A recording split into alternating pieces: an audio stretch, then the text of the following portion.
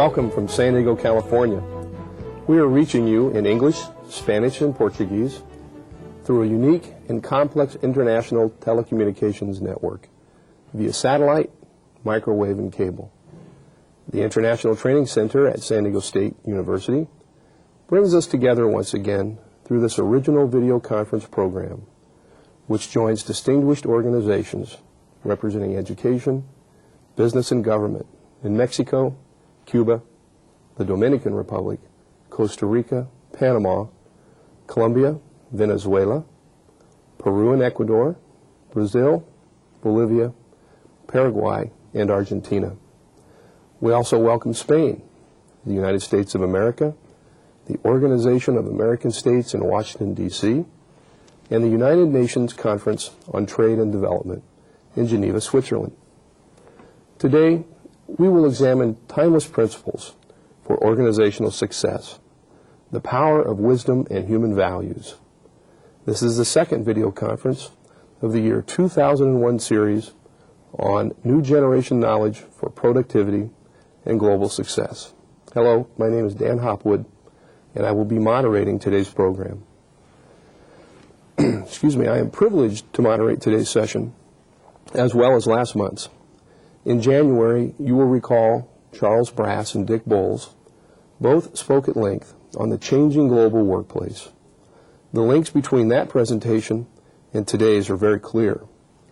I would encourage you to consider the relationships of productivity and wisdom as an example of the strongest link. It is doubtful that long-standing success in productivity can be achieved without mining the wisdom that your human resources bring to the workplace. Culture, experiences, and creativity are but three of the milieus where wisdom resides and can be further nurtured. How do we mine that wisdom and take advantage of it? Stephen will provide a meaningful path for you to implement and to follow. The principles that are shared with you today come with a caveat. They require that wisdom be nurtured and managed as opposed to cataloged and accessed through a database. You will also see that it becomes critical to nurture the utilization of the principles that will be discussed today. In doing so, you will begin to see organic changes in your organization. I use the word organic for two reasons. First, because Stephen uses the word in his presentation. And second, because I want to provide an unsolicited second to the value of being organic. For you see, for the timeless principles to truly create an impact, in a positive sense, it is essential that you allow the principles to become part of the fabric of your organization. Organic change suggests just that the change is within who and what you are, as opposed to being an external tactic that is simply laid over your organization, with the hope that any suggested change will somehow percolate into the fabric of your operations. Stephen's principles are of more importance. Not only must they be considered, and as I noted a moment ago, but a vehicle must be created to allow them to thrive. Global success will hinge, in a great part, upon the ability to manage knowledge and to allow that management to translate into operational improvements that result in productivity. Regardless of how you measure productivity, knowledge and its management will be key. My last opening comment must be made. Knowledge management and productive expansion will not occur without a commitment to perpetuating positive human values. We cannot allow the potential for short-term gains to lead us to set a course that abandons traditional values or that devalues the role of our human resources. Stephen will provide a telling example or two that clearly exposes the downside to such short-term thinking. As I prepare to introduce today's speaker, consider one last point. If many or all of the principles that will be shared today do not exist within your organization, consider each of them wisely. The absence of doing so will potentially perpetuate an environment where many of us will be doomed to repeat the past. We have agreed in these video conferences that we must change many things to achieve success in the future. Maybe we can change some of the principles that we all operate under. Okay, that's enough from me. Let me introduce to you the speaker for today. Stephen Goldstein is doing yeoman's work as he will bring both the first and second segments to us today. Stephen is president and CEO of the consulting firm Educational Marketing Services. As a nationally recognized trends forecaster and analyst, Stephen speaks throughout the United States on the trends that are shaping our future. Stephen is also the executive producer and host of the Business Exchange, an award-winning regional half-hour televised program produced and broadcast by WLRN Public Television in South Florida, and the producer and host of We the People, a general interest in public affairs television interview program. Dr. Goldstein's most recent book, You Can't Go Wrong by Doing It Right, 50 Principles for Running a Successful Business, was published by PSI Research. He is also author of The Practical Guide to Educational Advertising and Marketing and The Fundraiser's Internet Yellow Pages. Dr. Goldstein's writing has taken him to another arena, that of special correspondent for the Sun Sentinel in South Florida. His editorial column appears bi-weekly in this publication.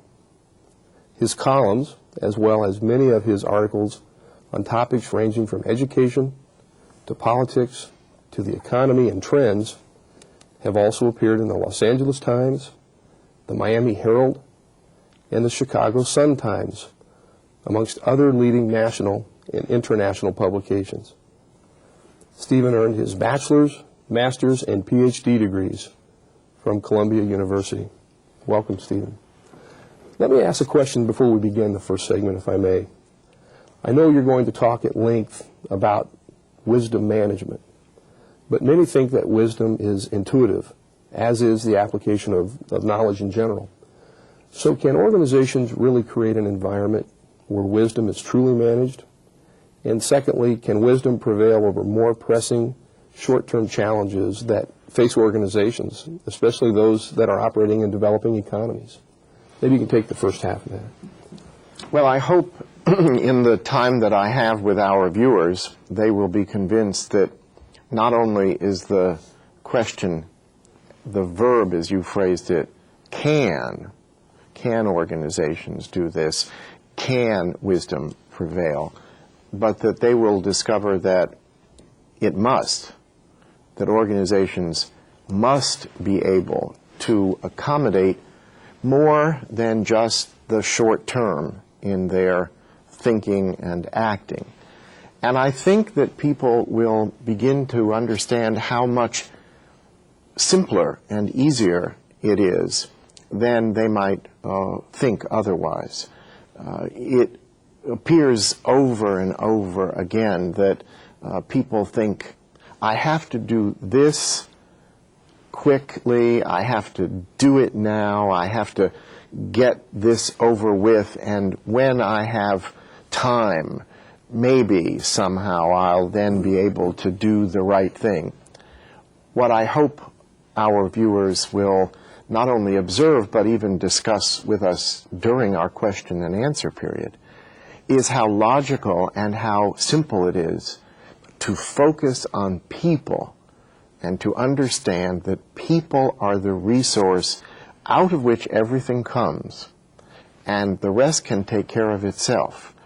the daily information, the simplistic solutions that people ordinarily pursue, the kinds of things we read in newspapers or see on television that are faddish and ephemeral, those lead us in the wrong paths. So it would seem to me then that it is essential that developing economies imbue these thoughts and put them to work right now. Developing economies are have the great advantage that most have not been spoiled by the appearance of sophistication and kind of streamlined technological environment that has poisoned the thinking of people in business and organizations throughout the earlier industrialized worlds. Daily we see people who think that numbers make businesses and organizations work. Unproven theories make businesses and organizations work. The latest faddish piece of data means success. Nothing on the planet works or fails unless there is a human perspective that is driving it. And the farther we get away from humanity towards something that is mechanistic or technological, the likelier we are to go in the wrong direction. I think those are critical points, and thank you for those introductory comments, Stephen. They're all very interesting, and I think we're going to apply all those introductory comments as we move into Module 1, and let's begin with that now.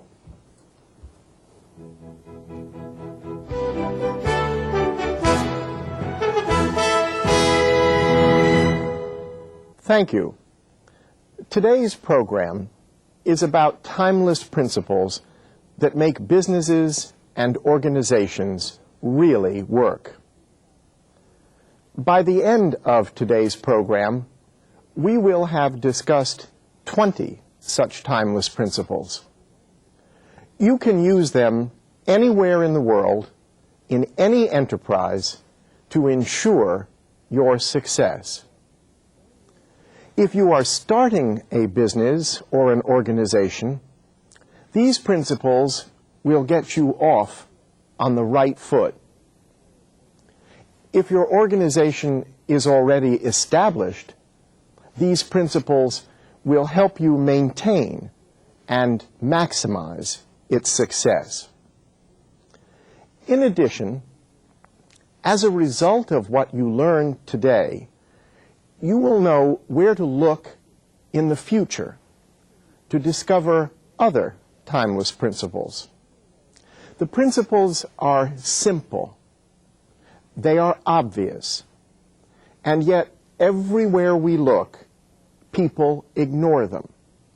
In fact, people ignore them all the time. And because they ignore them, they fail, or they do not succeed as well as they might. It is especially important in today's world to focus on timeless values. In today's global environment, it is easy to mistake fads and short-term trends for lasting values.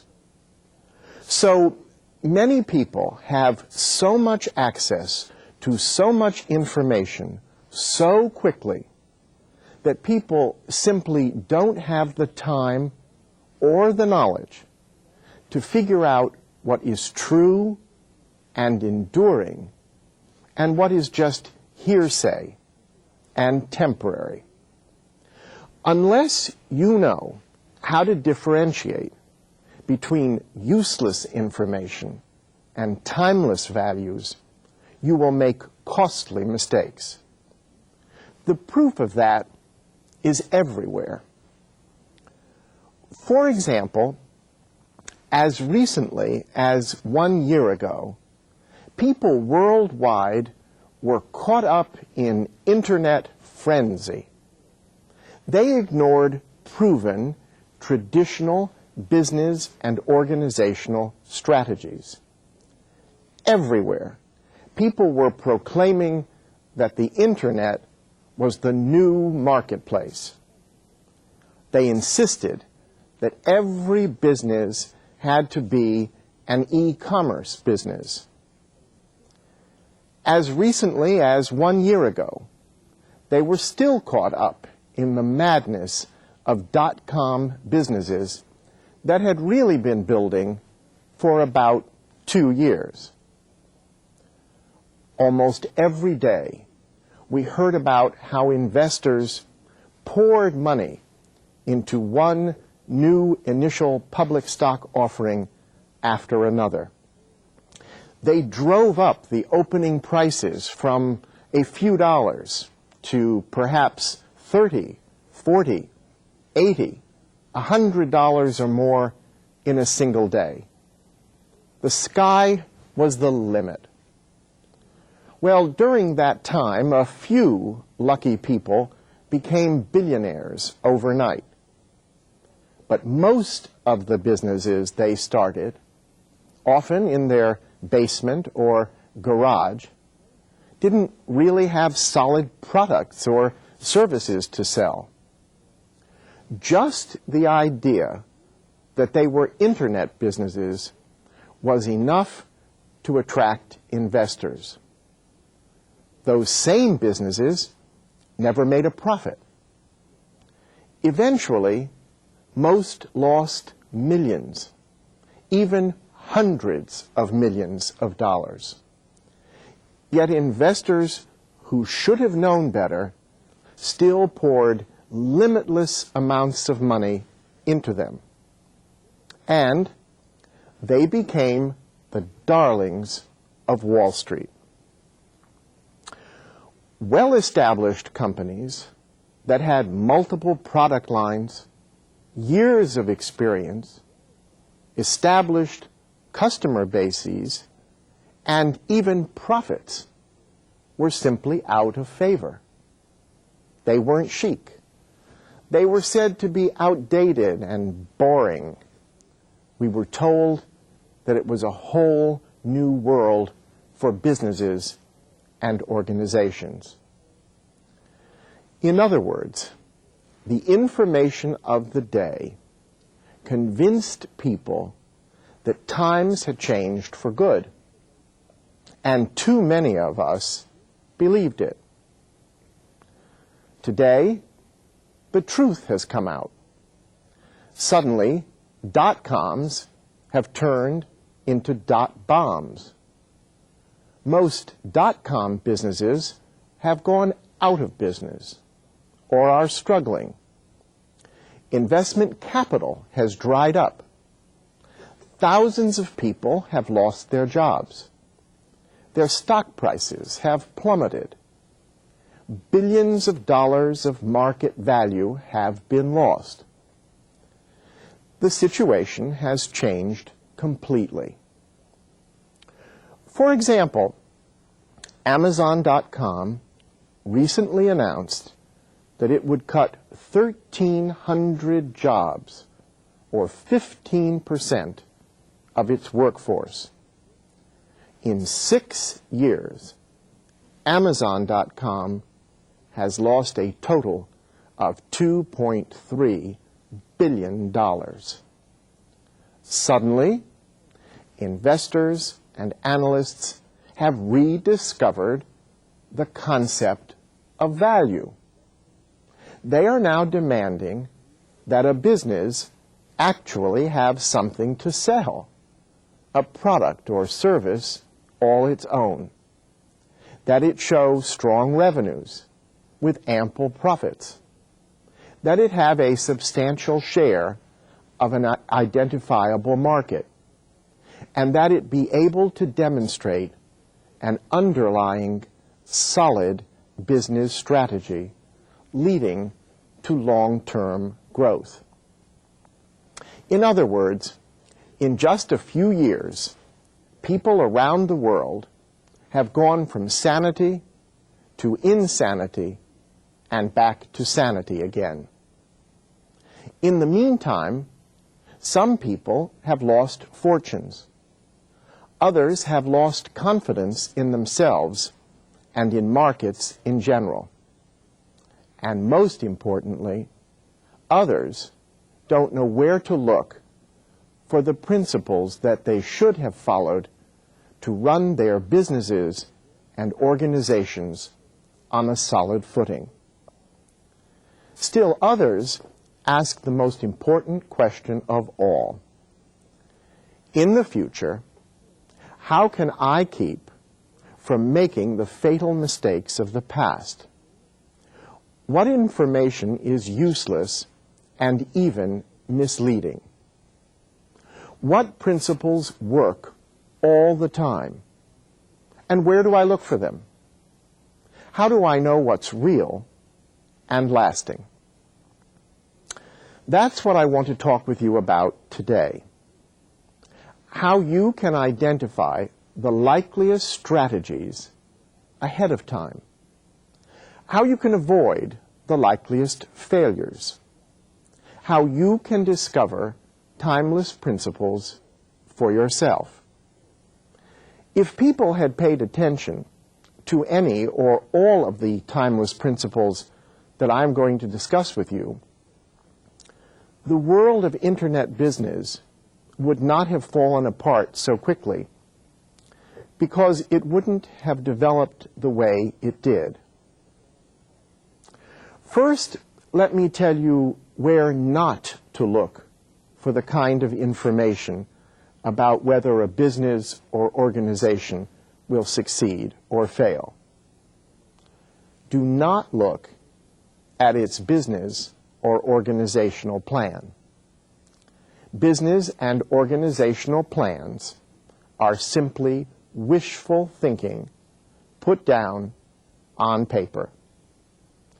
They describe a future that may or may not come to pass. Every failed organization has almost certainly had a glowing plan that painted a rosy picture of its future. It laid out the business concept, it listed success factors, it analyzed the market, it described its customers, it assessed the competition, it laid out its strategies, it provided a glowing picture of its financial future, strong revenues, and solid growth. In fact, a business or organizational plan is to its enterprise what a menu is to the food in a restaurant. Just words. It bears almost no relation to the real thing. There is only one way to discover the timeless principles that enable organizations to succeed. Look for timeless principles of organizational success by observing nature and human nature. That is such an important principle that I will repeat it. Look for timeless principles of organizational success in human nature. In other words, observe how natural laws unfold and how people behave, and you will discover how to make an organization work. The British poet Pope once wrote that the proper study of mankind is man. Of course, he also meant woman. He could have said that the only thing you need to study is nature and human nature in order to succeed. So I want to talk with you today about what I call humanistic business. And while I talk with you, try to keep a picture of an average human being in your imagination. You know, a head, a body, 4 limbs, and beyond that, think of a human being as the focal point of your business or organization. To begin with, I want to talk about 10 timeless principles of management that are based upon nature and human nature that can help you begin and develop any business or organization successfully. The first principle is that nature teaches us that most of the time organizational models don't work unless they are changed in major ways for different circumstances.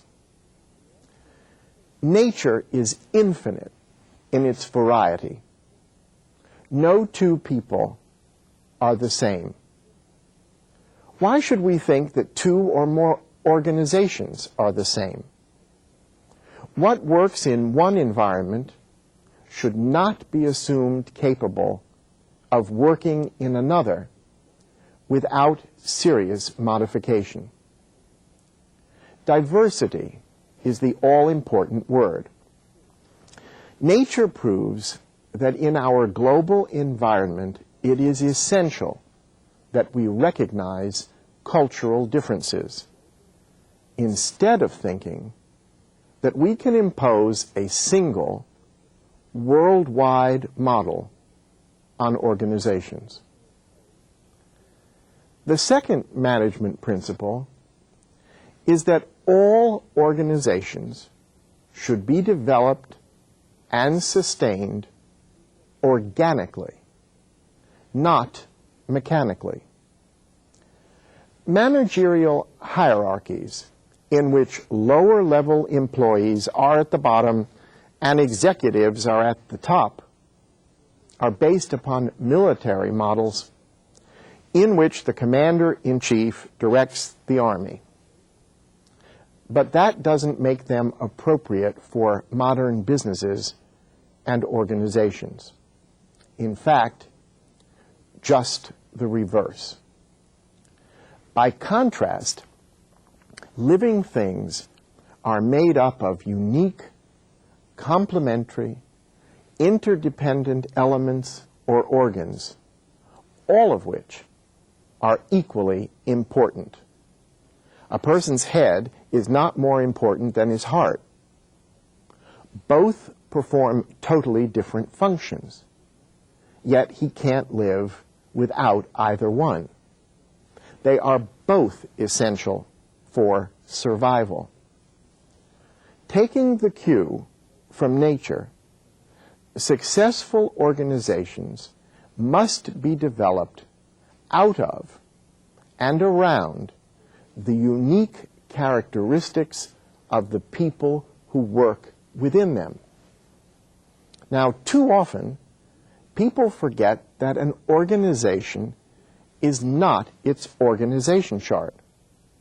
It is not boxes and circles and lines. It is not who reports to whom. It is not the words of its vision or mission statement. It is its people. Your organization will only truly succeed if it capitalizes on the strengths of individuals.